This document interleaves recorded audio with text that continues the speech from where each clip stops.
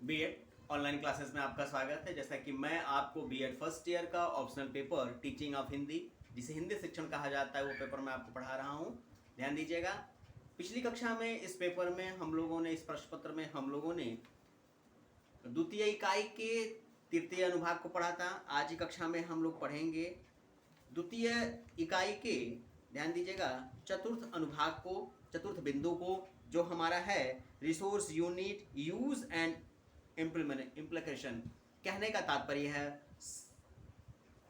संसाधन इकाई, उसका महत्व एवं उसका प्रयोग। ध्यान दीजिएगा, संसाधन इकाई, उसका महत्व एवं प्रयोग। यानी आज की कक्षा में हम लोग पढ़ेंगे संसाधन इकाई।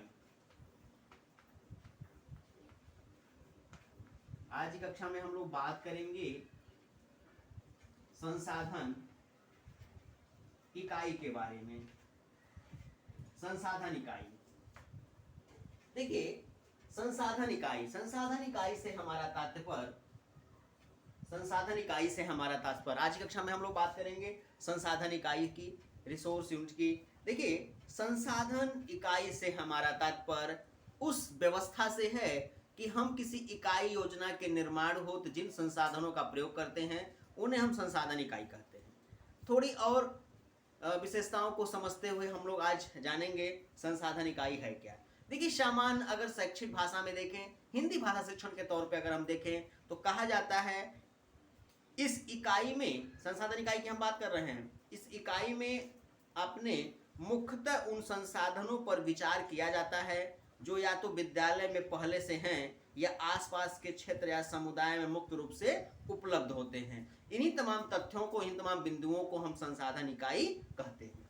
अब हम बात करेंगे संसाधन इकाई के अर्थ की।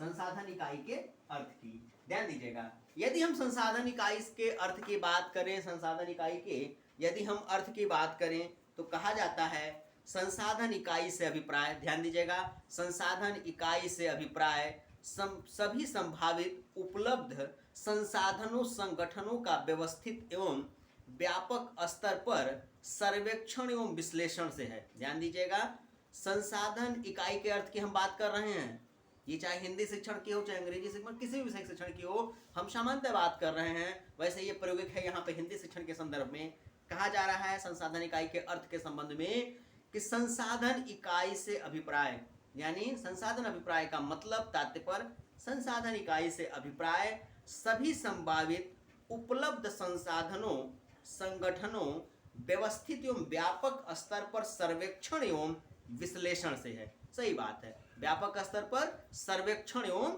विश्लेषण से है। जैसे, ध्यान दीजिएगा, जैसे समस्याएं मुद्दे, जैसे समस्याएं मुद्दे, क्रियाकलाप या गतिविधि, संदर्भ पुस्तकें आदि इनके अंतर्गत आते हैं। इनके अंतर्गत कौन कौन को शामिल है, ध्यान दीजिएगा, समस्याएं, उस पाठ्यवस्तु की समस्याएं, कठिन संदर्भ, मुद्दे, क्रियाकलाप, गतिविधियां, इसके संबंध में जो पुस्तकें जो सहायता करते हैं, संदर्भ पुस्तकें आदि इनके अंतर्गत आते हैं, जिनका उपयोग एक शिक्षक अपनी पाठ्य योजना, ध्यान दीजिएगा, जिनका उपयोग एक शिक्षक अपनी पाठ्य योजना, निर्माण, विकास एवं अधिगम के मूल्यांकन में करता है। इसे हम कहते हैं संसाधन इकाई योजना। ध्यान दीजिएगा, इसे हम क्या कहते हैं, संसाधन इकाई योजना। तो संसाधन इकाई योजना का अर्थ रहा है, एक बार मैं फिर पढ़ के आपको बता देता हूँ। सैद्धांतिक चीजें इसलिए इसको पढ़ के बताई जाती हैं, व्यवहारिक चीजें होती तो कुछ और चीजें आपको बताई जाती, लेकिन कुछ चीजों के लिए सैद्धांतिक पक्ष ही बड़ा मजबूत होता है, इसलिए व्यवहारिक के बजाय सांस्कृतिक तथ्यों पर ज्यादा महत्व दिया जाता है। देखिए, सैद्धांतिक अर्थों में संसाधन इकाई का जो अर्थ है वो क्या है, संसाधन इकाई से अभिप्राय सभी संभावित, ध्यान दीजिएगा, उपलब्ध संसाधनों संगठनों का व्यवस्थित एवं व्यापक स्तर पर सर्वेक्षण एवं विश्लेषण से है।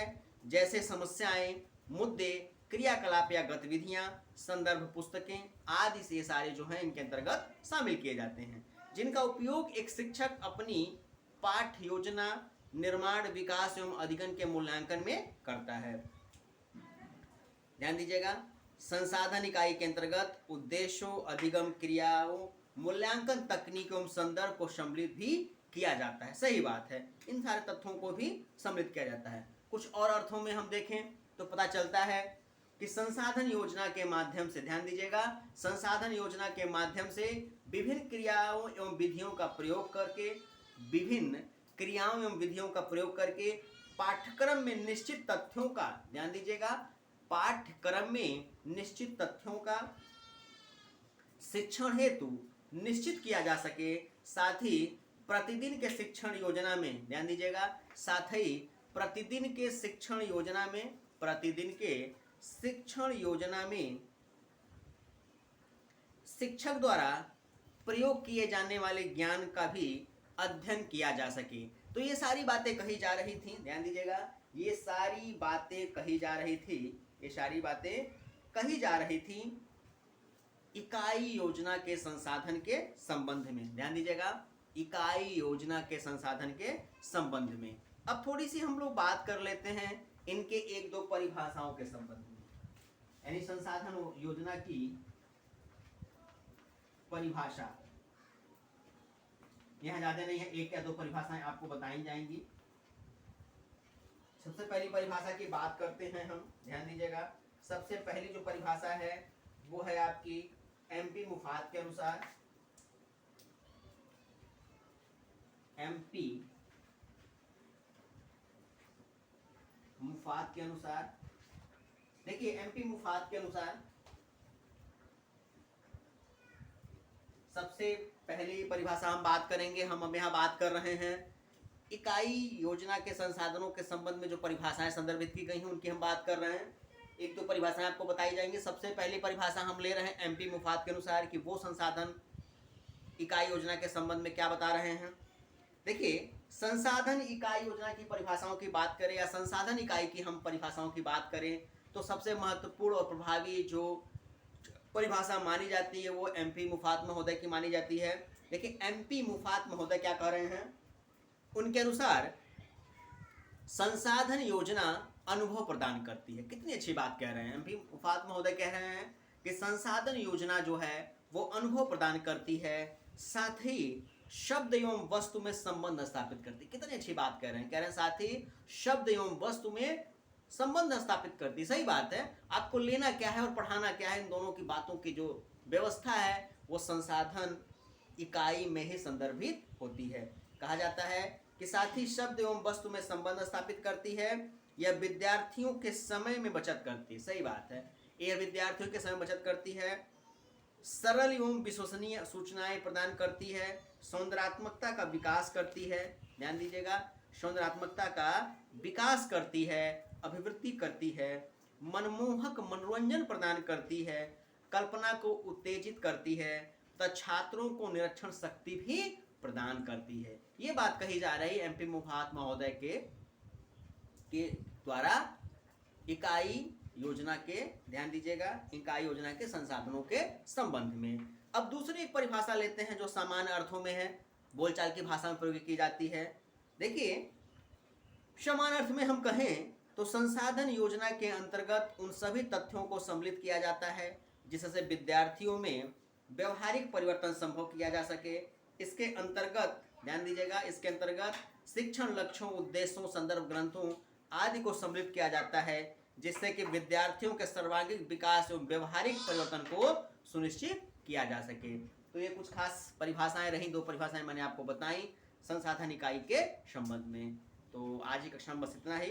इस कक्षा की शेष बातें जो छूट रही हैं इसकी चर्चा हम आपसे अगली कक्षा में करेंगे। धन्यवाद।